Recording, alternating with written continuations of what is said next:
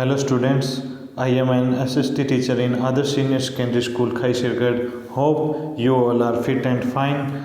I welcome you all to join online classes. I hope see you soon in classes. Stay home, stay safe. Today we'll be discuss about chapter first. Chapter first है वो संसाधन एवं विकास। Chapter first के की points महत्वपूर्ण बिंदु है जो अब इस चैप्टर के अंदर पढ़ेंगे। महत्वपूर्ण बिंदु कौन से होते हैं जो क्या है कि इस चैप्टर में हम विस्तृत रूप से पढ़ेंगे। तो फर्स्ट ऑफ ऑल ये है इंट्रोडक्शन इस चैप्टर का इंट्रोडक्शन पढ़ेंगे। सेकंड पॉइंट है वो क्या है संसाधनों के प्रकार के बारे में पढ़ेंगे। थर्ड जो पॉइंट है वो है संसाधनों का विकास कैसे कैसे हुआ वो पढ़ेंगे। फोर्थ पॉइंट है वो क्या है संसाधनों का नियोजन कैसे किया गया उसके बारे में पढ़ेंगे। और जो फिफ्थ पॉइंट है वो क्या है भू संसाधन, जो हमारी भूमि है उसमें जो संसाधन उपलब्ध है उनके बारे में पढ़ेंगे। सिक्स्थ पॉइंट है भूमि का उपयोग कैसे किया गया उसके बारे में पढ़ेंगे।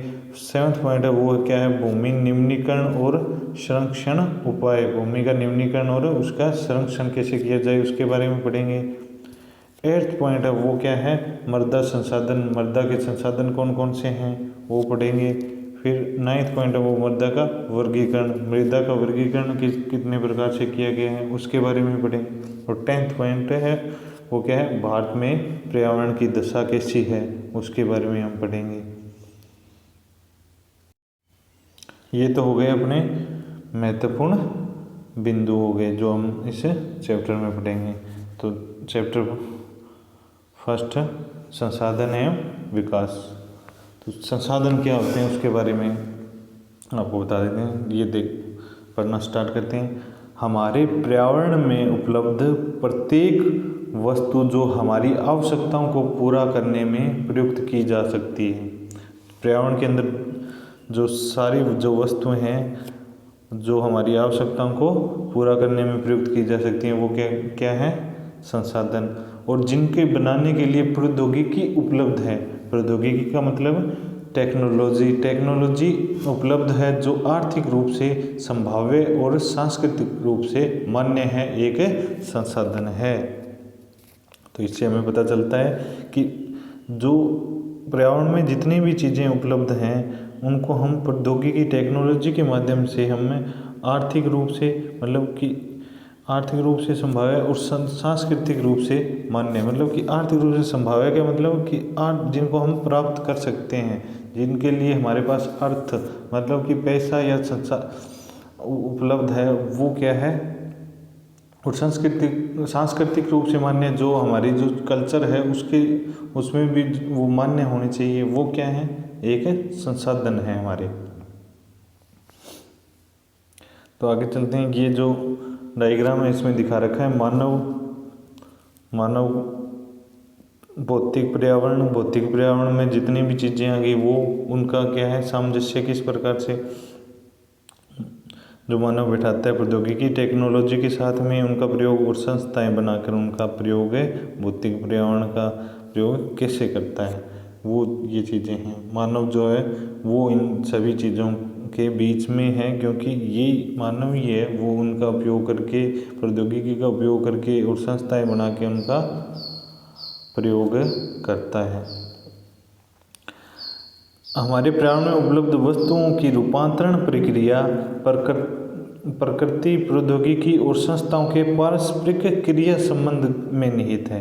क्या है कि हमारे पर्यावरण में उपलब्ध वस्तुएं वो रूपांतरित प्रक्रिया प्रकृति और प्रौद्योगिकी और संसाधनों के परस्पर अंतर संबंध में निहित है। इनके आपस में जो संबंध है ना उसमें क्या है निहित है। ये आगे बढ़ते हैं।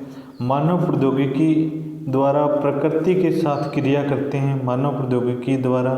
मानव है वो टेक्नोलॉजी के द्वारा प्रकृति के साथ क्या करता है क्रिया करता है और अपने आर्थिक विकास की गति को तेज करने के लिए मतलब कि अपने पैसा जुटाने के लिए अपने आर्थिक गति है उसको तेज करने के लिए संस्थाओं का निर्माण करता है। उसमें क्या है कि संस्थाएं कोई भी चीज़ हैं उसकी क्या है, संस्थाएं होती हैं। कोई किसी भी चीज़ को आगे बढ़ाने के लिए उसके लिए एक संस्था होना ज़रूरी है। जैसे बैंक है तो बैंकिंग के अंदर बैंक पैसों का लेन देन हो रहा है तो वहाँ पे क्या है, बैंकिंग व्यवस्था की भी जरूरत पड़ेगी। तो वो क्या है कि उसका लेन देन बैंक अपने अच्छे तरीके से कर सकता है। तो इस प्रकार से क्या है कि संस्थाएं बनाना ज़रूरी है आर्थिक विकास को तेज़ करने के लिए। क्या आप भी अन्य बहुत से लोगों की तरह संसाधनों को प्राकृतिक उपहार समझते हैं? क्या आप भी दूसरे अन्य जो लोग हैं उनकी तरह प्राकृतिक उपहार जो प्रकृति के द्वारा हमें दिए गए हैं वो समझते हैं? ऐसा नहीं है या ऐसा नहीं समझते आप? संसाधन मानवीय क्रियाओं का परिणाम है। संसाधन क्या है? मानव जो क्रिया करता है उसका परिणाम है। क्योंकि मानव क्या है, अब जैसे पहले आपको एक एग्जाम्पल के रूप में समझा देता हूँ। जैसे पहले जो विदेशी आक्रमण किए भारत के ऊपर तो वो कहाँ से थे, ईरान वगैरह, या इधर से ईरानियों ने आक्रमण किए। तो उनको क्या है, पता नहीं था पहले कि उनके पास में इतने भंडार हैं। वो सोने के लिए भारत में आते थे। अब उनके पास क्या थे, नीचे उनके तेलों के भंडार हैं। अभी भी उनमें से तेल निकाला जा रहा है और पूरे विश्व को वहाँ से तेल की सप्लाई करते हैं। लगभग 90% तेल ईरान, इराक इधर के इलाकों से आता है। और ये क्या है, उस टाइम इनको क्या है, संसाधनों की जानकारी नहीं थी, ना ही इनके पास ऐसी कोई, यदि जानकारी होती तो भी इनके पास ऐसी कोई टेक्नोलॉजी नहीं थी जिससे कि वो उनका वो उपयोग कर सकें। इस प्रकार से क्या है कि मानव धीरे धीरे डेवलप हुआ, उसने टेक्नोलॉजी को बढ़ाया। ये क्या हो गया, मानवीय क्रियाओं का परिणाम। तो उसने उनको संसाधन बनाया, अपने लिए तैयार किया। मानव समय संसाधनों का एक महत्वपूर्ण हिस्सा है। मानव खुद है वो भी क्या है, एक संसाधन ही है एक प्रकार, क्योंकि वो आगे से आगे संसाधनों का उपयोग करता है और अपना योगदान देता है उसमें। वे पर्यावरण में पाए जाने वाले पदार्थों को संसाधन में परिवर्तित करते हैं तथा उन्हें उपयोग करते हैं। मानव क्या करता है, पर्यावरण में जो भी संसाधन जैसे खनिज हुए उनको निकाल के आज खोज की है मानव ने। यूरेनियम से आगे प्लेटिनियम, ये क्या है, थोरियम, इनकी क्या है, मानव ने क्या है, टेक्नोलॉजी, धीरे धीरे टेक्नोलॉजी का प्रयोग करके इनकी खोज की है और अपने आर्थिक गति को तेज करने में भी इनका योगदान रहा है तथा उन्हें प्रयोग करते हैं। इन संसाधनों का वर्गीकरण निम्न प्रकार से किया जा सकता है। इन संसाधनों का जो है, संसाधनों का वर्गीकरण निम्न प्रकार से किया जा सकता है।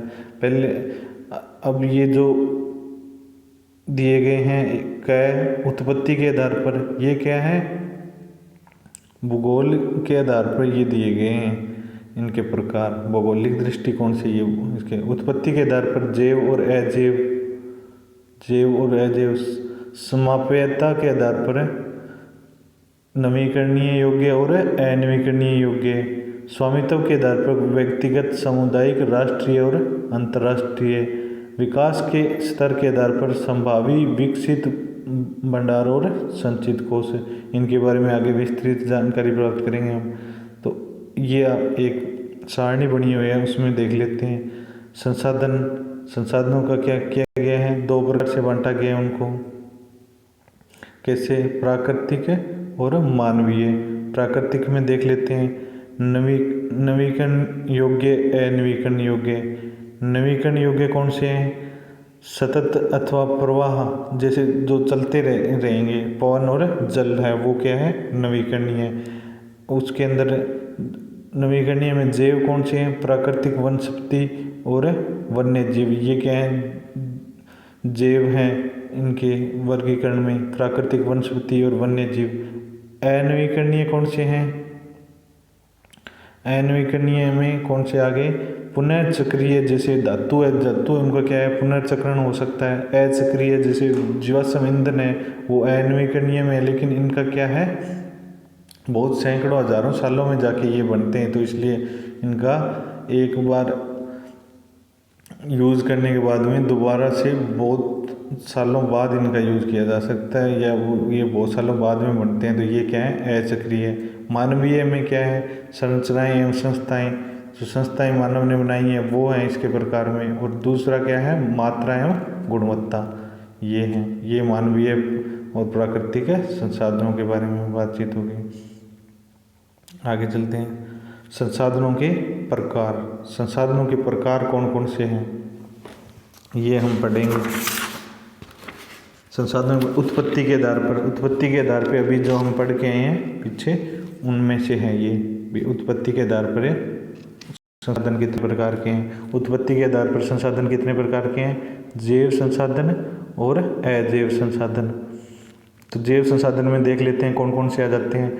इन संसाधनों की प्राप्ति जीव मंडल से होती है और इसमें जीवन व्याप्त है। जैसे जो भी जीव मंडल हैं, मतलब जितने भी जीव हैं, संजीव जो वस्तुएं हैं वो क्या हैं, इसमें आ जाएंगे सारे। जैसे मनुष्य, वनस्पति जात, प्राणी जात, मत्स्य जीवन, पशुधन आदि सारे संजीव है ना, वो सारे इसमें जैव संसाधन में आ गए उत्पत्ति के आधार पर। जो अजैव संसाधन, वे सारे संसाधन जो निर्जीव चट्टानों से बने हैं। जो क्या है, ऐसे संसाधन जो निर्जीव चट्टानों से बने हैं, मतलब कि जिनमें जीवन नहीं है, अजैव संसाधन कहलाते। उदाहरण के रूप में चट्टानें और धातुएं, जितनी भी चट्टानें हैं, पहाड़ हैं, पर्वत हैं, धातुएं हैं, सोना चांदी, जितनी भी धातुएं हैं वो सारी इसके अंदर अजैव संसाधन में आ जाती है।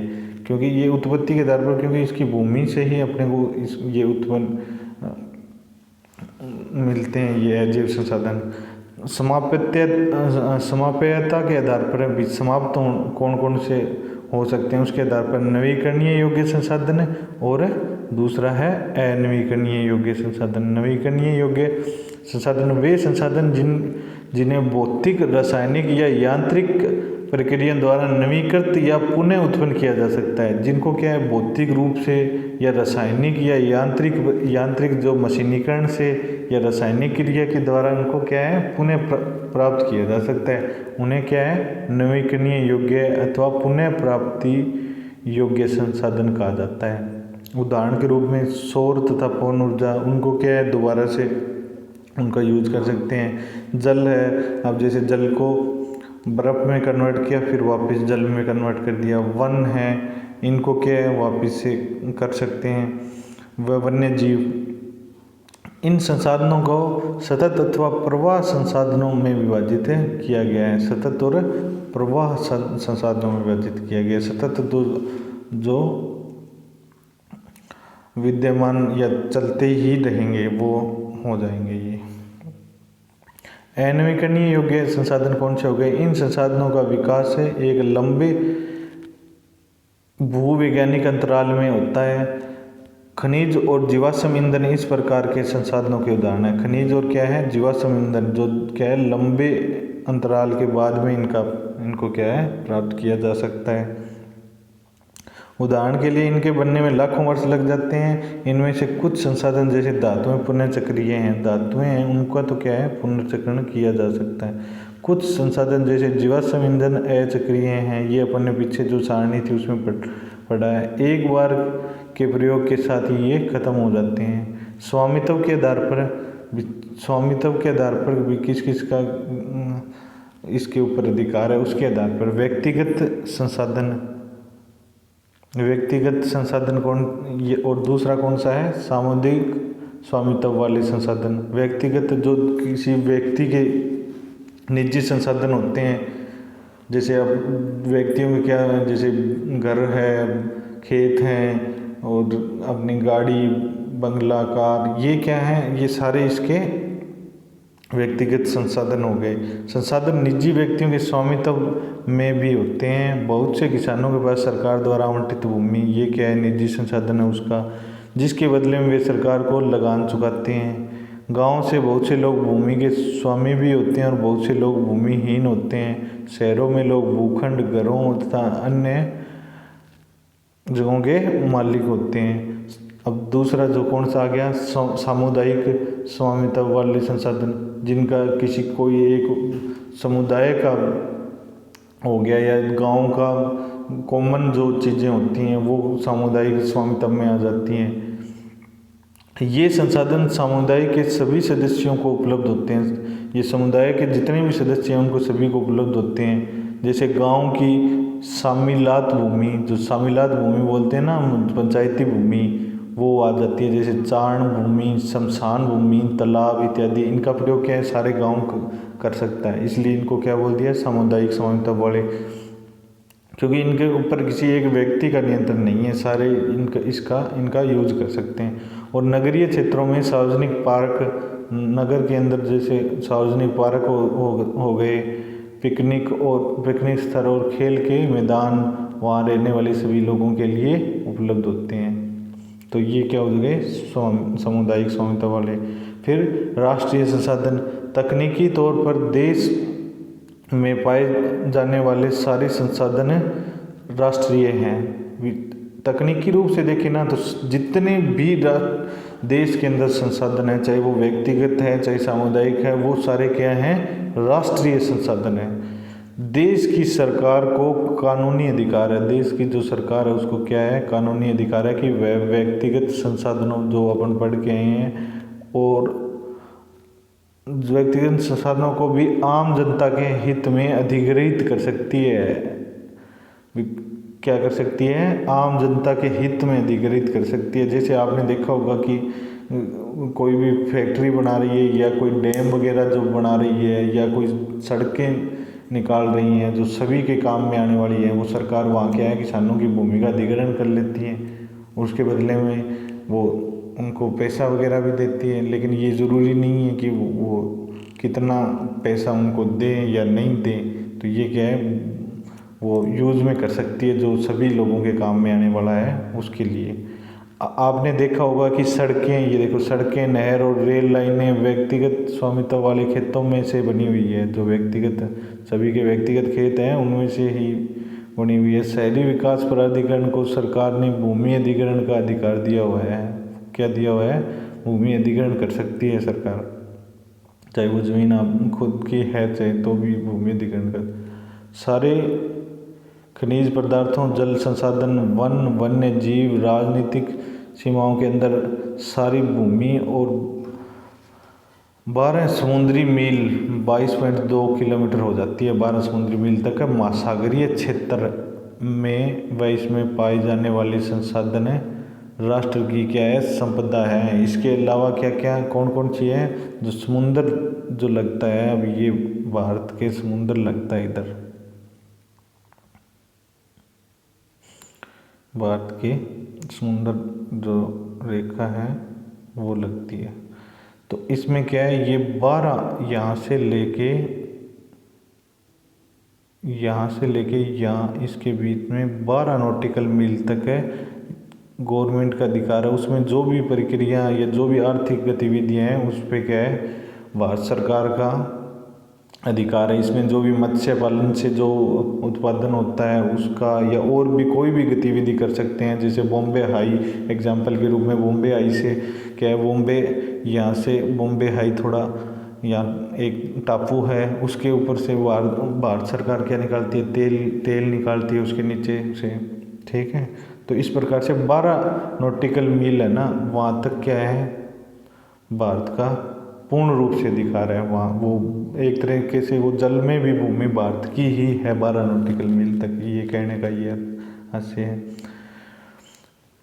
अंतर्राष्ट्रीय संसाधन, कुछ अंतर्राष्ट्रीय संस्थाएं संसाधनों को नियंत्रित करती हैं। कुछ अंतर्राष्ट्रीय संस्थाएं हैं वो क्या करती हैं संसाधनों को नियंत्रित करती हैं। अंतर्राष्ट्रीय संसाधन कौन से हो गए जो एक राष्ट्र के ना होकर सभी राष्ट्रों के तटरेखा के 200 समुद्री मील की दूरी से परे, ये क्या है 200 समुद्री मील से परे जो ये जो हो गया ना जितनी भी चीज़ें यहाँ से आपके कोई भी वो द्वीप है वो क्या है अंतर्राष्ट्रीय संस्थाओं के अंडर में आता है। 200 समुद्री मील के संसाधनों पर किसी भी देश का अधिकार है नहीं है, कोई देश का इन संसाधनों का उपयोग अंतर्राष्ट्रीय संस्थाएं बनी हुई हैं अपनी, उनकी सहमति के बिना इसका उपयोग नहीं किया जा सकता। उनके यदि वहाँ जाके कोई चीज़ का प्रयोग करना है तो उसके लिए अंतर्राष्ट्रीय संस्थाएं उनसे अनुमति लेना आवश्यक है, नहीं तो आप प्रयोग नहीं कर सकते। ठीक है बच्चों, ये हो गया आपका चैप्टर फर्स्ट का प्रथम पार्ट हो गया। इसमें आगे अगली वीडियो में हम आगे पढ़ेंगे। तब तक के लिए धन्यवाद। जय हिंद, जय भारत।